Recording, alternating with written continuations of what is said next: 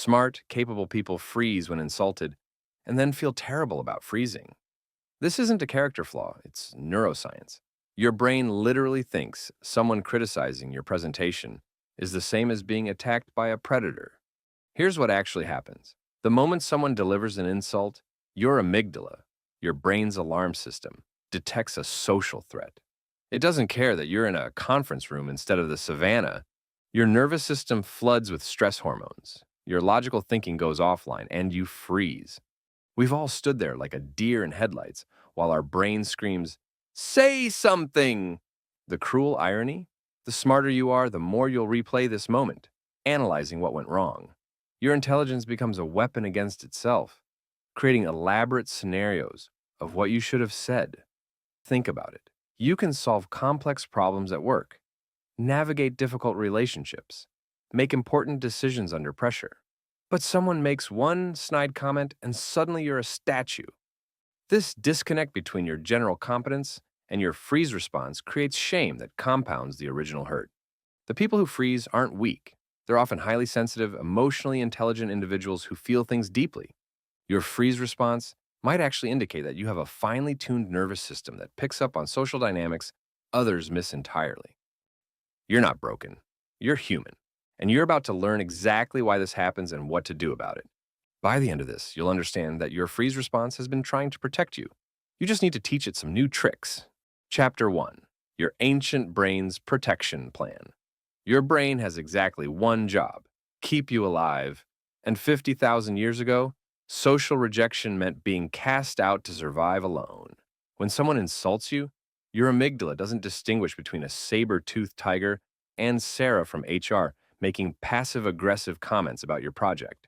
The amygdala hijack happens in milliseconds. Your emotional brain literally grabs the steering wheel from your logical brain.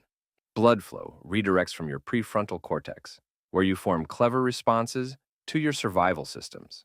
Your heart rate spikes, your breathing becomes shallow, and your muscles tense for action. This is why you can debate complex topics online but can't think of anything when someone calls you incompetent in person. Your brain has decided that survival trumps wit. The same system that helped your ancestors survive predator attacks now activates when your boss questions your judgment in front of colleagues. Here's what's fascinating. This system worked perfectly for thousands of years. Freezing allowed our ancestors to assess threats before acting. Is this predator hunting me specifically, or just passing through? Should I run, hide, or fight? That pause saved countless lives. The problem is your nervous system hasn't gotten the memo that we're not actually in mortal danger anymore. Your brain treats social threats with the same urgency as physical ones because, evolutionarily speaking, they often were the same thing. Social rejection from the tribe meant exposure to elements, starvation, vulnerability to predators. So when someone insults you today, your ancient brain is literally trying to save your life. Your freeze response isn't malfunction.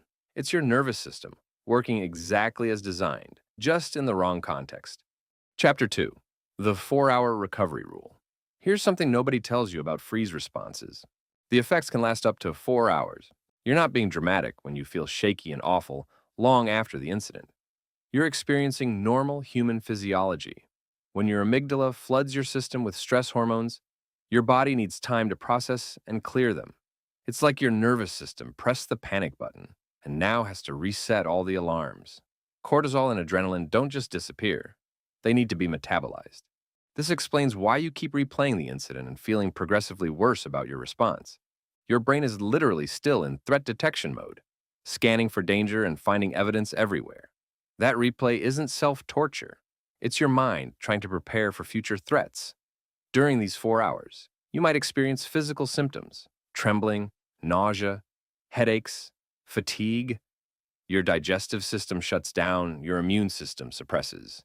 Your sleep patterns disrupt. This isn't weakness. This is your body redirecting all energy toward survival.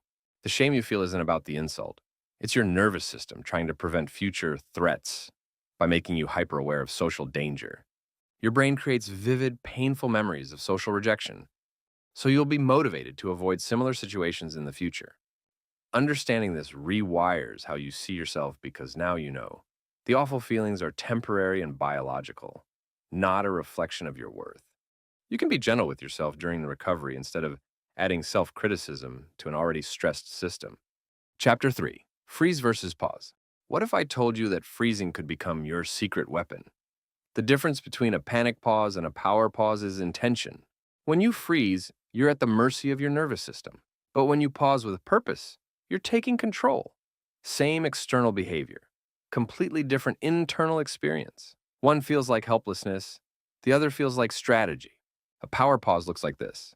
Someone insults you, and instead of scrambling for a response, you deliberately take a moment. You're not frozen, you're choosing to think. You're giving your logical brain time to come back online and assess the situation properly. Here's the beautiful part. Most people will interpret your pause as confidence, not confusion. Confident people don't rush to defend themselves. They consider their words carefully. Hasty responses often reveal insecurity, while thoughtful pauses suggest self-assurance. Think about the leaders and communicators you most respect. They rarely fire back immediately when challenged. They pause, consider, then respond with measured precision. You're not mimicking confidence. You're practicing it. The next time someone insults you, remember, you're not failing to respond quickly enough. You're choosing to respond thoughtfully. This single shift in perspective transforms victimhood into leadership. Chapter 4. The Power Pause Strategy. Here's your first practical tool, the 3 to 4 second rule. When insulted, count slowly. 1 Mississippi, 2 Mississippi, 3 Mississippi. This gives your nervous system time to downregulate while appearing intentionally thoughtful. During this pause, do 3 things simultaneously. First, maintain eye contact. This shows you're engaged, not avoiding. Eye contact communicates that you're not intimidated or ashamed. You're simply thinking about your response. Second, feel your feet on the ground. This activates your present moment awareness. This simple technique interrupts the dissociation that often accompanies freeze responses. Your nervous system receives the message that you're physically stable and safe. Third, take 1 deep breath. This signals to your nervous system that you're safe. Deep breathing activates your parasympathetic nervous system, the opposite of fight or flight. It's like sending a text to your amygdala. False alarm, we're okay. What's happening during these 4 seconds is remarkable. Your logical brain is coming back online, your nervous system is downregulating, and you're buying yourself time to choose your response rather than react from panic. The insulter will often become uncomfortable during your pause. Silence makes people nervous, especially when they've just said something inappropriate. Your pause puts the awkwardness back on them where it belongs. Chapter 5. Reading the Room. Insults reveal more about the insulter than the target. When someone attacks you, they're basically announcing their own insecurities to everyone present. People who feel secure don't need to tear others down. So when someone insults you, you're witnessing someone's pain being projected outward. Their attack is actually a cry for help, though delivered inappropriately. Consider what drives insulting behavior: fear of being exposed, competition for resources, feeling threatened by your competence, struggling with their own shame. None of these have anything to do with your actual worth or performance. This doesn't mean you have to tolerate poor behavior, but understanding this psychology helps you respond from strength rather than defensiveness. You can set boundaries without absorbing their emotional state. Notice how others react when someone delivers an insult. Most people feel uncomfortable because they recognize inappropriate behavior when they see it. The room often goes quiet. People shift uncomfortably. Energy changes. Your job isn't to educate the insulter or win over the audience. Your job is to maintain your dignity and set appropriate boundaries. Join our YouTube membership for exclusive perks like early access to scripts, input on future topics about productivity, and connect with a like-minded community that gets it. Click join below and let's build your easier, more intentional life together. Chapter 6. The Curiosity Flip. Here's an advanced technique that transforms the entire dynamic. Instead of defending against an insult, get curious about it. When someone says something inappropriate, respond with genuine curiosity. Try, "That's interesting. What made you think it was appropriate to say that?" Or, "I'm curious about your intention with that comment." Curiosity does something magical. It shifts you from victim to observer, from defensive to investigative.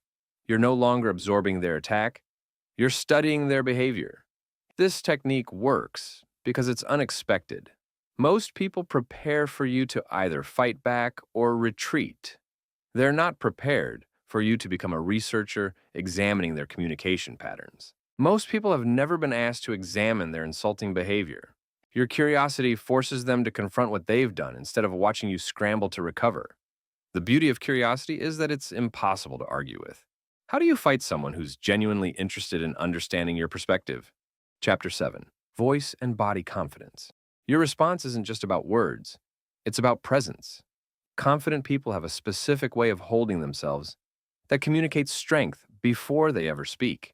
Stand with your feet shoulder width apart, shoulders back but relaxed. This isn't about intimidation. It's about taking up the space you deserve. Your voice matters as much as your words. Speak slightly slower than feels natural, slightly lower than your nervous pitch wants to go. Nervous energy makes us speak fast and high. Confident energy speaks deliberately and low. Here's something interesting. When you change your posture and voice, your internal state follows. Your body teaches your brain how to feel. Stand confidently, and confidence begins to build from the outside in. Practice this during normal conversations so it's automatic during difficult ones. Confidence is a skill, not a personality trait. Chapter 8. The Comeback Framework. You don't need a perfect comeback, you need a framework. Here are 4 response types that work in almost any situation. First, the boundary statement. Examples: that's not okay, or I don't accept that kind of communication. Simple, direct, non-negotiable. Second, the redirect. Let's focus on the actual issue here. Or, what problem are we really trying to solve? This moves from personal attack to productive conversation. Third, the mirror. Wow, you seem really frustrated, or that sounds like something you're dealing with personally. This hands their emotion back to them without absorbing it. Fourth, the high road. I hope your day gets better, or I'm sorry you're having such a difficult time. This demonstrates your character while highlighting theirs. Remember, your comeback doesn't need to be clever or cutting. It needs to be appropriate and maintain your dignity. Chapter 9. Insult immunity. Long-term resilience comes from understanding this fundamental truth. Other people's opinions of you are none of your business. When someone insults you, they're sharing information about their internal state, not delivering facts about your character. Their words say everything about them and nothing definitive about you. Build your identity from internal sources, your values, your growth, your contributions. When your sense of self comes from within, external attacks lose their power to devastate. This doesn't mean insults won't sting. It means the sting will be temporary discomfort rather than identity crisis. Practice this thought: that person is having a bad day and taking it out on me. Or, their behavior reflects their character, not mine. Chapter 10. Practice makes permanent. Skills require repetition, and social skills are no exception. You need to practice these techniques in low-stakes situations before high-stakes moments arrive. Start with minor annoyances: the slow cashier, the interrupting colleague, the passive-aggressive family member. Use your power pause, practice your frameworks, build your confidence muscle. Role-play difficult conversations with trusted friends. It feels awkward at first, but athletes don't wait until game day to practice their moves. Mental rehearsal works too.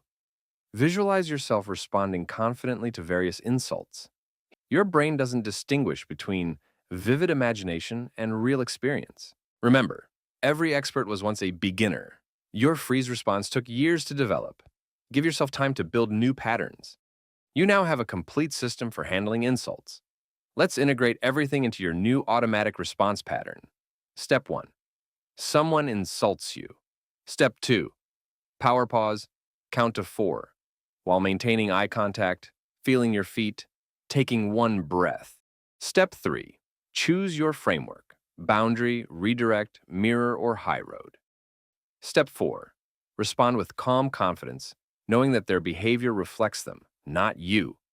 This system works because it's based on understanding rather than hoping. You understand why freezing happens, you have tools to interrupt it, and you have frameworks for response. Most importantly, You understand that your worth isn't determined by others' opinions or your ability to deliver perfect comebacks. You're valuable because you exist, not because you can win verbal sparring matches.